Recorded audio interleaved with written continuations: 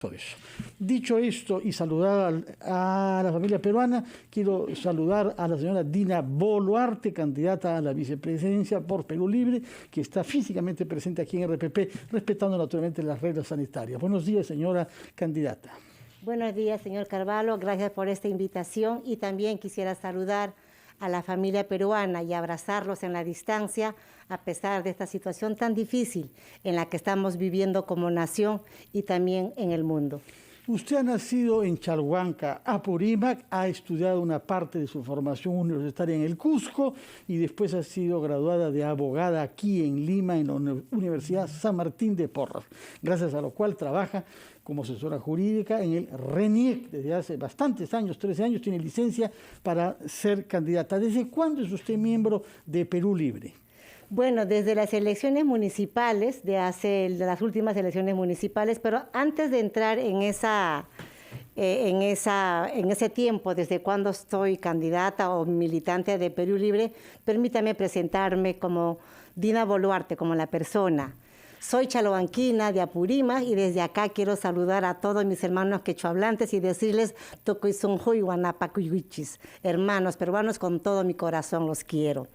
Soy hija última de 14 hermanos y cuando yo termino secundaria, mi madre miró a mis hermanos, todos ya casi profesionales, y no había ninguna hija enfermera que pudiese atender en su vejez a mis papás. Y mi mamá me dice, hija, eres la última y tienes que estudiar enfermería. Por eso es de que salgo de mi tierra natal con el dolor que es dejar los padres ya casi ancianos y dejar mi tierra natal hacia la ciudad del Cusco. Postulo a la Facultad de Enfermería, ingreso, pero al tercer ciclo no era mi vocación realmente porque ya empezábamos a ir a hacer las prácticas al hospital regional y me di contra la pared, no era mi vocación. Igual con el dolor de mi corazón, miro a dónde, dije me voy a Lima con mis hermanos que están por Lima, quienes me decían vente a Lima. Vengo a Lima, postulo a la San Martín de Porres, ingreso, gracias a Dios, pero mis padres ya ancianos o casi ancianos no podían pagarme la universidad. Tuve que buscar inmediatamente trabajo para poder trabajar y estudiar. Trabajé en la Municipalidad de San Martín de Porres como secretaria y ahí tengo un grato recuerdo que llegó una felicitación a la municipalidad por haber presentado el presupuesto anual de ese año sin ningún error.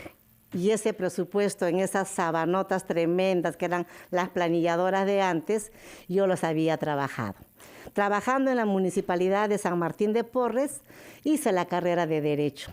Y como usted lo dice, lo acaba de decir bien, trabajo desde el 2007 en el RENIEC a mi retorno de México, porque he estado varios años viviendo en México por un tema familiar. Y estoy en el RENIEC desde el 2007, en el cual también he sido premiada en varias oportunidades en las evaluaciones que tenemos como una de las funcionarias que ha servido al RENIEC con alta calidad en gestión. De acuerdo. En el RENIEC. Nos ha dado cuenta entonces de su formación y de su experiencia en el Estado, ¿no? ¿Cómo da el salto a la política? ¿Cómo así es que es elegida usted para el puesto al cual está aspirando entre el presidente, candidato a la presidencia Pedro Castillo y el, en realidad, separado candidato a vicepresidente Vladimir Cerrón? Porque como sabemos, él estaba en la plancha, pero fue retirado en vista de la condena que recibió por corrupción. Y quedaron solamente dos candidatos. ¿Cómo llegó a ese puesto usted? Mire, igual, permítame hacer un recorrido. Desde muy pequeña yo viví con mis profesores que entraron en las huelgas de hambre en la época de Morales Bermúdez, todavía primaria. Entonces salíamos a apoyar por esa justa reivindicación del profesorado, apoyando a sus alumnitas, a los profesores. ¿Y cómo es que llego a la política en Lima? Vivo en Surquillo, y veo que mi distrito, Surquillo, es un lunarcito negro entre nuestros vecinos, Miraflores, San Isidro, Surco, San Borja. Dije, hay que hacer algo en el distrito. Nos organizamos como vecinos y quisimos formar un movimiento político que se llamaba Richari Surquillo. Igual yo iba con el quechua para no perder mi identidad provinciana, pero como los vecinos en Surquillo no entendían mucho qué significaba Richari Surquillo, le cambiamos la denominación y compramos nuestro kit electoral, Despierta Surquillo. Y en ese andar de querer conseguir las firmas para nuestro movimiento local, caminábamos, pero no alcanzamos a obtener las firmas necesarias, y además salió la reforma electoral, en el que nos decían los movimientos locales no van, salvo que sean regionales o nacionales. En ese andar de querer buscar un cambio en mi distrito, llegamos, inicialmente nos invitaron a varios partidos, pero llegamos a Perú Libertario. Y ahí entró usted con Vladimir Cerrón. Y ahí entró el secretario general de Perú Libertario, el fundador del partido, es el doctor Vladimir Cerrón, y ahí es donde yo entro. ¿Pero adhería usted al ideario que ya Vladimir Cerrón tenía en esa época, marcado por los 10 años que vivió en Cuba y por su defensa del pensamiento leninista y castrista? No, como le digo, mi motivación principal era de querer servir a mi comunidad surquillana, y en ese andar, y yo sí quiero reconocer que el Partido Perú Libertario en su oportunidad me recibió con los brazos abiertos y de una manera muy decente. No nos cobraron un solo sol, porque todos los partidos cobran. No les preguntaron mucho sobre ideología tampoco. No, querían tener una candidata ahí y usted estaba en el buen momento, de manera que así fue. Exacto, pero así ¿cómo pasó 2 años y medio después de ser candidata a un municipio limeño a ser candidata a la vicepresidencia? ¿Quién igual, decidió? dentro del partido igual empiezo yo a caminar como lo que soy, con mi forma de ser transparente, sincera, honesta, querer organizar porque también queremos servir al país, sin un tema de ideologías, más allá de derechas o de izquierdas. Bueno, pero hay ideología en el ideario, hay ciertas propuestas. Así es, en el ideario lo que dice es ser un partido de izquierda socialista. Un poco más, ¿eh? Se habla de Lenin, se habla de Fidel Castro, se habla objetando la propiedad privada, los contratos firmados por el Estado. Sí, pero también que una abogada como usted debería un poquito tener por lo menos un escalofrío. No, yo creo que, mire, el que se dice ser de izquierda y no haber leído Carlos Marx, o no haber leído algunas lecturas de Lenin, o no haber leído algunas lecturas de Fidel Castro, de José Carlos Mariátegui, y en el Perú del Taita Arguedas, pues no estaríamos diciéndonos que somos de izquierda. Pero de ahí a querer radicalizar a un movimiento político de Perú Libre, creo que es una exageración. Bueno, pero la inquietud real es lo que significa Cuba hoy y lo que significa Venezuela. Cuba significa un régimen donde alguien llega al poder con ciertas promesas que no cumple, la de restablecer la Constitución de 1940 que prometió Fidel Castro, y está en el poder su grupo de hace 62 años.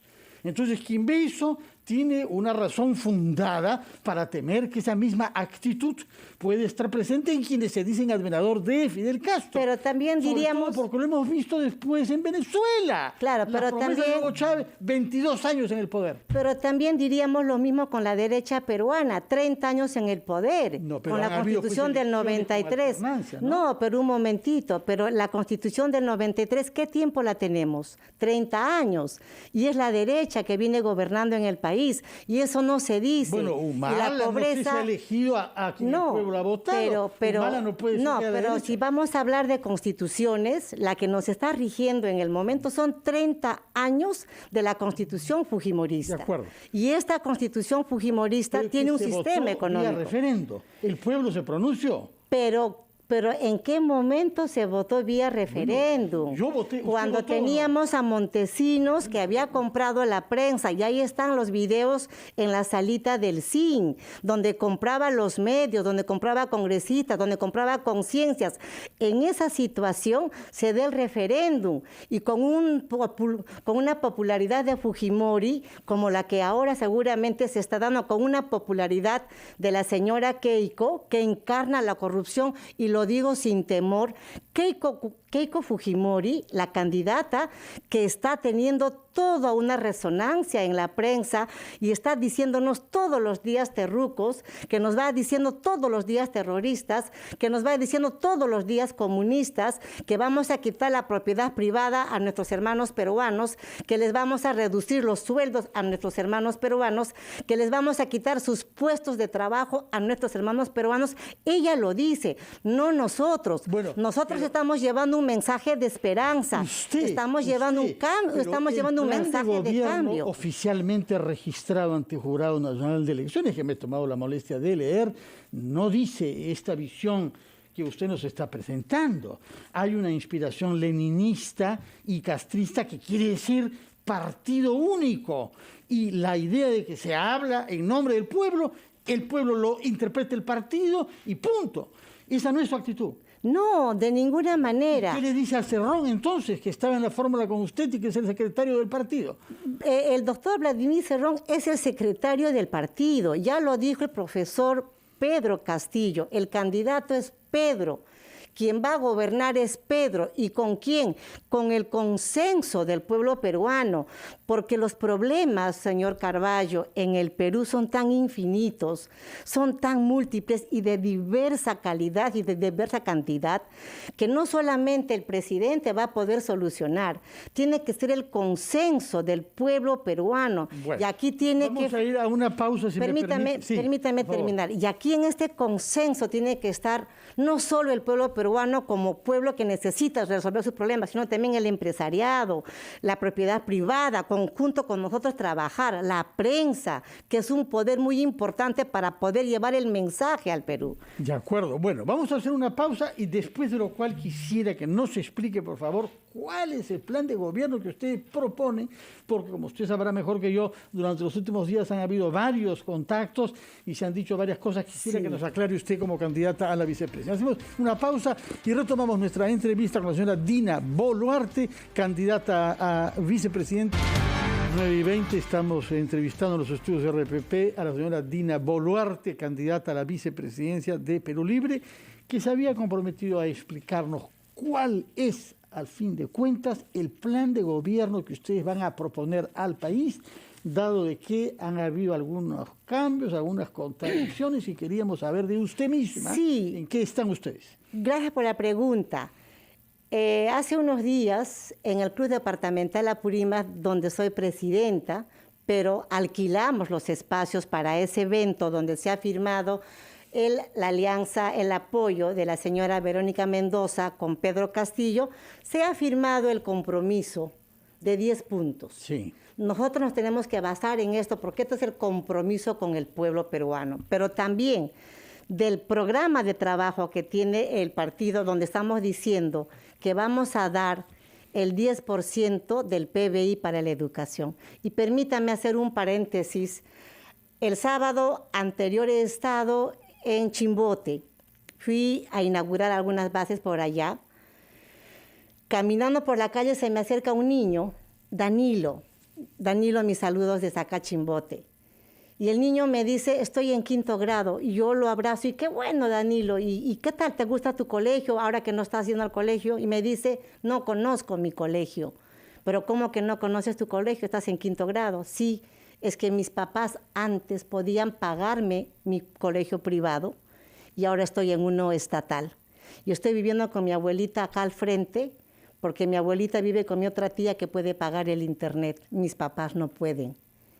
Y por esos tantos Danilos a nivel nacional que no tienen no solamente internet, sino que no tienen corriente eléctrica, instalación eléctrica. ¿Usted sabía que aquí en Lima, Chosica arriba, hay hermanos peruanos, hermanas peruanas que no tienen instalación eléctrica, que no tienen agua y desagüe? Sí, que sí, no tienen... sí sé perfectamente, pero lo que yo quisiera saber... Pero permítame para terminar la idea. Entonces, estos niños que no tienen luz, ¿cómo están ahorita? teniendo las clases vía remota.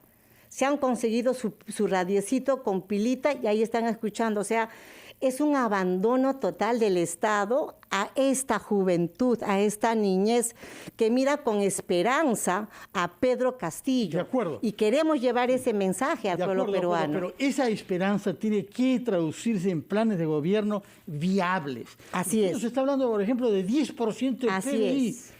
Eso es 30% del presupuesto de la República. En los y hay otros 18 ministerios, entre ellos salud. Sí, igual, vamos a dar el 10% del PBI para salud. Pero va a ser esto ¿Del de PBI, manera... del presupuesto de la República o del PBI? Del PBI, del Producto Bruto Interno. O sea, eso es 20% del PBI. Así es. Eso es 40.000 millones de dólares. Y es posible hacerlo. ¿Por qué y dónde está la riqueza del Perú? El Perú es rico. Hay una entrevista de un señor desde Londres, dice, no entendemos por qué el Perú, siendo tan rico, tenga que estar encabezando la mortalidad del COVID, 150,000 fallecidos, cuando es un país tan rico en su riqueza natural, en sus riquezas energéticas, ¿por qué es tan pobre ese país? De acuerdo. Ahora, Sí, hablemos algunas cosas concretas porque son temas que nos llevarían muy lejos. Keiko Fujimori dice que va a esperar al profesor Castillo hoy en la puerta de la cárcel Santa Mónica de Chorrillos. ¿Va a asistir el señor Castillo? ayer ha salido una resolución del Ministerio del Interior en el que decía para ese debate frente a la penitenciaría Santa Mónica no hay garantías. Y nosotros, Pedro Castillo y nosotros, somos respetuosos de las instituciones del Perú. Y si no hay garantías, pues el profesor Pedro Castillo no va a exponer a la militancia y a los simpatizantes que por donde va el profesor Pedro Castillo lo quieren, aunque sea tocar como que fuera el Mesías. O sea, no va a ir a ese debate. Porque ya no hay garantías. Sin embargo, va a asistir es al debate del 30 de mayo en Arequipa. Vamos a asistir a los debates de carácter institucional que el Jurado Nacional Electoral ya lo dijo, el 23 de mayo, que va a ser con el equipo técnico. ¿Quiénes participarán? ¿Usted misma participará como...? Soy parte del equipo técnico, pero el martes vamos a dar a conocer el equipo técnico de manera tranquila, de manera serena, pero sí voy diciéndole a la población peruana, las personas que van a conformar y que conforman el equipo técnico del profesor Pedro Castillo de Perú Libre, no es nadie del pasado corrupto, que la señora Keiko ya presentó su equipo y todos tienen sus denuncias penales, sus procesos penales, sus Vladimir sentencias. Cerrón también, ¿no? usted sabe que tiene 2 condenas por corrupción y usted conocerá mejor que yo que las obras hechas cuando era gobernador regional en Junín dejan mucho que desear, ¿no? No, pero acá hay una mala información. Ya se ha aclarado con unos videos, las obras que están inconclusas en Huancayo no son de la gestión del señor Vladimir. Condenado, señora abogada, usted tiene que reconocer como un hecho inapelable que la justicia lo ha condenado en 2 instancias por corrupción. Sí, y la justicia que haga el papel que deba de hacer, Sin embargo, usted me menciona a Vladimir Cerrón y permítame mostrarle, y le voy a leer rapidísimo, toda la lista de las personas corruptas que están al lado de la señora Keiko, porque ella encarna la corrupción, ella encarna la impunidad, ella encarna la protección a los hermanitos y a los cuellos blancos. Y permítame leer, y me voy a poner los ojos. Alberto Fujimori, preso. Vladimiro Montesinos, Nicolás de Bari Hermosa, Esleván Bello Vázquez, José Villanueva Ruesta, Sí, Humberto Rosa. La lista es infinita. Pero ha comenzado por gente que no tienen nada que ver con su campaña, es gente de los años 90. Pero mire toda la lista de las personas corruptas que están rodeando a la señora Keiko Fujimori. Y esta lista todavía faltan aquellos del Grupo Colina. Y la señora Keiko Fujimori, para terminar el tema de corrupción y el mensaje a la mujer peruana. Ella dice que el profesor es machista.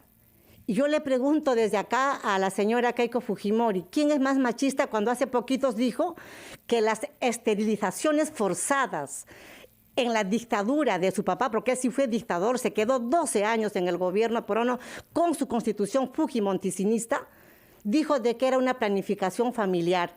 A estas señoras que les han roto el derecho de ser madres. Les han preguntado si querían romper ese derecho de ser madres.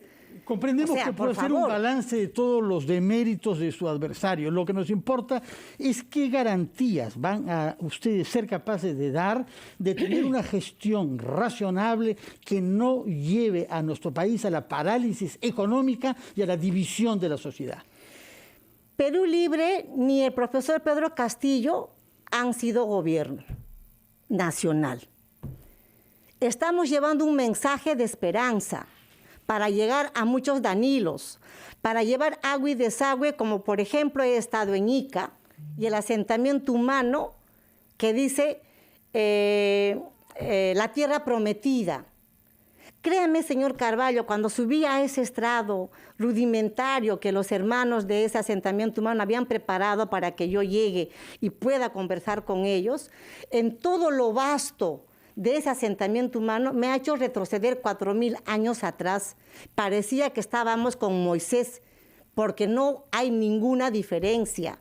Habitaciones de estera, llenas de tierra, niños desnutridos, niños sin zapatos, sí, niños sin abrigo. Entonces, queremos llegar el mensaje de promesa, de un cambio para adelante, porque este tiempo de 30 años con esta Constitución, con una dictadura de Fujimori, el dictador Fujimori ha sido él en la historia del Perú y es el presidente más corrupto, el 6º presidente más corrupto del mundo y está preso. Y qué bien que esté preso, porque los que comen, los que cometen delitos en todos los partidos y hay también muchas autoridades de su partido, además del jefe Cerrón. Hemos visto el caso de alcaldes corruptos también de Perú. No es un tema de seguramente, y que el Poder Judicial haga su trabajo, pero que la señora Keiko, con ayuda de la prensa, de alguna prensa, tiene que ser independiente y no tener un candidato que amenace con disolver instituciones autónomas,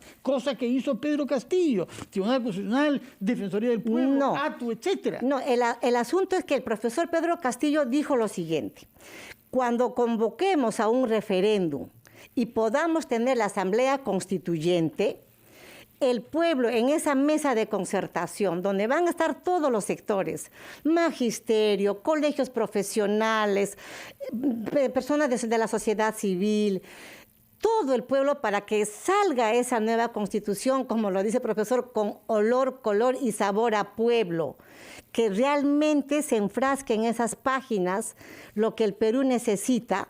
Dijo él, si es que vamos a reformar la Defensoría del Pueblo, o segura a otras instituciones, las reformaremos, pero no para mal. No es lo mismo que disolverlas, ¿no? No, nadie está hablando de disolver absolutamente nada. Sobre el Tribunal Constitucional y sobre No, pero ya inclusive la vez pasada, cuando ha sido amenazado de muerte por el señor López Aliaga, acudió a la Defensoría del Pueblo. Bueno, qué mejor muestra que ella de que nosotros sí creemos en las instituciones. Hemos comprendido su punto de vista. Muchas gracias por su presencia acá. Lamentablemente el tiempo ha corrido mucho más rápidamente de lo que hubiéramos deseado.